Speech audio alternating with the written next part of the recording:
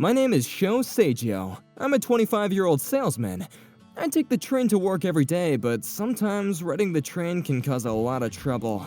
Oh my god! This guy just touched me! She screamed out of the blue and grabbed my arm. I felt everyone around me staring at us. Usually a guy in this situation would get all worried and defensive, but Alright, you're getting off with me at the next station. I didn't touch you. You're lying! They all say the same thing. If you haven't done anything wrong, you need to stay calm, diligent, and strong. You can't run away from the situation. Excuse me, did anyone see this actually happen? I yelled inside the train. Everyone seemed surprised and taken aback. I need as many witnesses as possible to prove my innocence. Looks like no one saw it happen. Everyone's just scared of speaking out. Just get off the train at the next station. I'm taking you to the conductor's office. And so we got off at the last station. Even after we got off, this girl just kept on saying, This guy touched me inappropriately. Someone needs to call the conductor. I felt everyone being disgusted at me, but I knew that I did nothing wrong. I'll just imagine that they're all potato-headed fools. Eventually, the conductor arrived to the scene. You touched this poor girl? You're an animal! This cannot go unpunished! Right? Please take him away. Alright, come with me to my office. No, I refuse. Huh? The conductor is not your friend. You can't trust him at all. If they take you to his office, they'll send you straight to the police afterwards. You'll regret ever trusting the conductor as soon as you get taken to the police station. So, whatever you do, you cannot go with him. You do know that you're in the wrong here, right? Now come with... But I haven't done anything wrong. I never touched this girl, so I won't go with you. Are you kidding me? I won't run or hide, and actually, let me record this conversation. I promise you that I'm not going to lie to you about anything. Huh? But I saw you touch me. I felt your hand on my body. And here's another piece of advice. You can't argue against the accuser when they say you touched them. You can't, for example, say something like, oh, I was holding the railing on my right hand and I had my bag in my left hand. How could I possibly touch you? Because they'll just respond by saying, You touched me on my left side. You could have reached with your left hand and touched me with your fingers or something, even if you had a bag in your hand. And then you'll probably reply, but I just got in the train at Shibuya Station. They'll just say, I got on at Shibuya too. And just like that, they'll just make things up to prove you wrong. So you must never talk about the situation you were in. Let them explain it for you. That way you can just refute her claims by telling them the truth. I've had enough. Sir, could you please call the police? Yeah, sure. This guy, I swear. Didn't he hear me saying that I was recording this conversation? He thinks I did it even though there's no proof. I might just sue him for defamation. Oh well, can't lose my temper here. Breathe, breathe. Oh, so you touched this girl over here? You messed up big time. Yeah, that's right. Please take him away. For the millionth time, I didn't do it. Stop lying, you perverted sex offender. Alright, just follow me to the station. We'll talk there. No, I won't. I was relieved that the police got involved. That's because the police have a responsibility to investigate the situation. If they don't do their job, they'll just be fired for negligence. From when she first accused me of touching her until now, I haven't touched anything. I haven't washed my hands or wiped them on anything. So, could you do a test on my hand to see if there's any fabric from her clothes on it? Then do a test on her clothes to see if my skin's attached to it. What? But I said that this guy did it, so what more proof do you need? Well, if you think I actually did it, then wouldn't it be better if more information that proves your point came out? Well... And besides, if you guys don't conduct these tests, even though I specifically requested it, what would the judge think? They'll probably dismiss the case for having too few evidence, and if you refuse my request, you'll just be helping the victim out. Again, I'm recording this conversation, so think carefully about what would happen if this case went to trial. After hearing this, the conductor and the policeman fell silent. After a bit, Alright, we'll conduct those tests. And after the tests were done, I was finally released. A few days later, my accuser and I were both summoned at the police station. Needless to say, all the evidence was on my side. She couldn't prove anything. We're so sorry for troubling you. No, it's alright. Thank you for taking in my request. So it was a different guy, huh? Sorry about that. She's trying to play it off as a mistake, but it definitely isn't. Why don't you stop this little play of yours, Miss Kana Sato? What? How do you know my name? There's been a lot of innocent men getting accused of sexual harassment on that train recently. So I thought there might be some foul play involved, and I did some of my own research. What? You know, I'm actually an undercover policeman. I'm specifically targeting false information of sexual attack. Yep, that's right. The reason I know so much about how to deal with accusations of sexual assault is because I'm one of the few undercover policemen trying to catch false accusers on the train. I had a brother that was 10 years older than me. His name was Kaname. He gave me all of his love, and I gave all of mine back. But one day, he stopped coming back from work. I only found out what happened to him when I became a high schooler. He was falsely accused of sexual assault on his way to work. He tried to prove that he didn't do it, but all of his efforts were fruitless. My parents fought back and requested for another investigation to take place. They only found out that he was innocent until after 5 years of his arrest.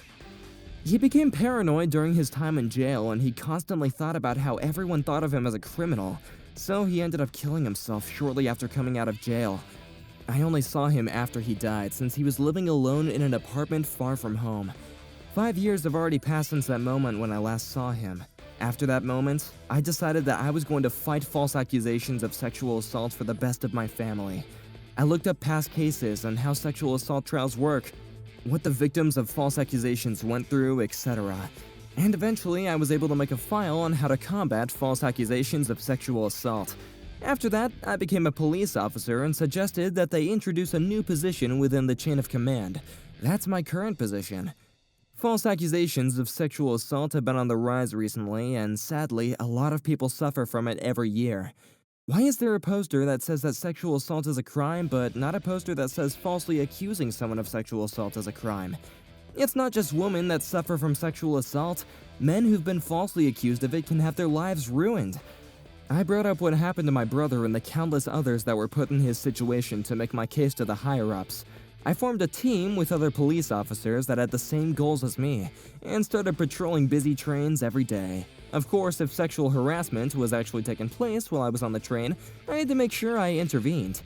After all, false accusations only exist because cases of actual sexual assault exist. Women are definitely in need of more protection than men, that's for sure. But there are people so afraid of being falsely accused of sexual assault that they are advocating for a men-only card to be introduced. So I can't forgive this woman for trying to scam an innocent man by falsely accusing him. We need to be as hard on these people as we are on actual predators. So I looked up what you've been up to recently, and I found out that you've falsely accused over 5 men of sexual assault just this month alone. You've already made $40,000 this month. You drew too much attention to yourself, that's for sure. But you don't have any evidence that I lied. There's a lot of surveillance cameras now, even in some of the train carts. Didn't you know that? What? Really? Not every train has them, but we immediately set up cameras when we found out that someone was falsely accusing people on the train very frequently. So it wasn't hard to figure out that you were behind all this. We've already arrested your friends, and they've told us all about you. Those bastards!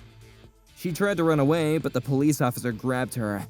Alright, let's go to the interrogation room. And Officer Seijo, I'm sorry about what happened. I didn't know that you were, It's alright. You did everything you were supposed to, and that's why we were able to prove that she was lying. And besides, she could have been right. I could have actually done it, so please, do continue to do everything you need to find out who's telling the truth.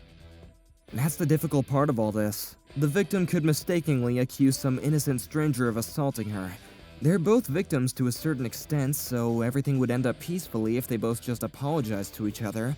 But the man being accused could sue the girl for defamation. It wouldn't actually hold up in court, but it's a very prolonged, unfortunate process. And the female victim might be too scared of ever speaking up again when she gets assaulted.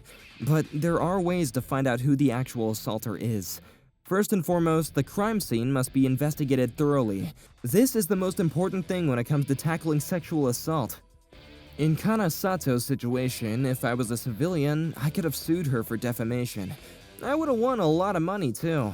And so every member of the group that was going around accusing people of sexual assault was arrested. They were tried and sentenced, and they were forced to return the money they had scammed. This incident became a very contentious issue in public. It helped to spread awareness of how many people suffer from false accusations of sexual assault every year. After that incident, I visited the victims of this false sexual assault allegation ring. I was there to make sure that they were healing properly so none of them ended up like my brother. But because his accusers were all arrested and tried, everyone seemed to be doing well. No one got a divorce or attempted suicide. I'm so relieved that they're all doing well for themselves. Show, I saw the news today. You were the one that caught them, right?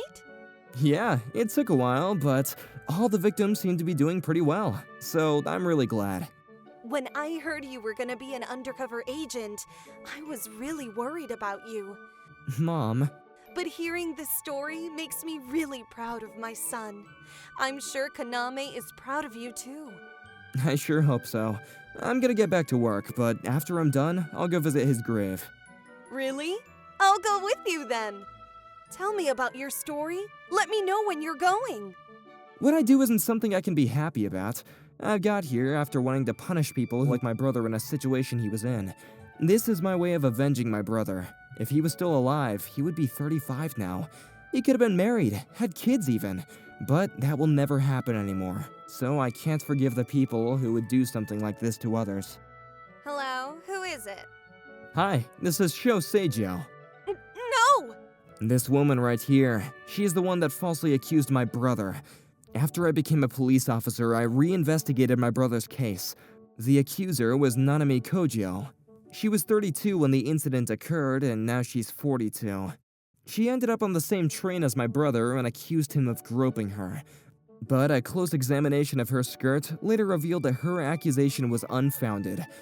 After the truth came out, she told the authorities, "I needed some money and I thought I'd win some if I lied." But things got bigger and bigger until I couldn't hold back. As a result, my parents sued her for defamation. She ended up paying a lot of money in damages. She went bankrupt a couple years ago, but she got married soon after and is living happily as a normal housewife. I thought you were dead. Oh yeah, I look exactly like my brother. My parents tell me all the time. Your brother? Yep, I'm Kaname's younger brother. My name is Sho. Nice to meet you. Why are you here? Why? You know very well. She didn't dare to speak, so I held out my warrant. Nanami Kajio, you educated 5 women on how to scam money from people by falsely accusing them of sexual assault. And you received some of that money, didn't you? All 5 of them admitted to it. No! She sat there and cried. Apparently her husband's company went bankrupt and she needed some money, so she reached out to a bunch of young girls through social media and teach them about her ways. At first, she only made them do it once. If they were gonna do it multiple times, they had to do it on different lines. They had a whole rule book. But one of the 5 got cocky and started acting selfishly. This is how we found out about them. We don't know if her husband knew about this, but he seemed sad as he watched the police take his wife away. If this man's business didn't fail, Nanami wouldn't have done any of this. That makes me feel conflicted. Of course, she must atone for her sins, but that doesn't change the fact that I lost my brother. I want to avenge my brother, but that's not really possible against Nanami. So I will arrest as many women like Nanami as possible. But when I put my handcuffs on Nanami, all I could think about was, why did she do such a stupid thing? There are people who suffered because of her. This whole incident made me realize that more than anything, I just wanted to prevent others from suffering the same way my brother did. If you would have just stayed away from crime, you really just can't help yourself, can you? And so I booked her in. So I arrested the woman that ruined my brother's life. Hopefully that'll be of some comfort to him. This is great news. I couldn't have asked for a better son. I'm not a good son, Mom. No, you are. Kaname was so important to me, but he's gone now, and I can't forgive her for taking him away from me. Mom. So I'm glad you arrested her before I tried to find her and kill her.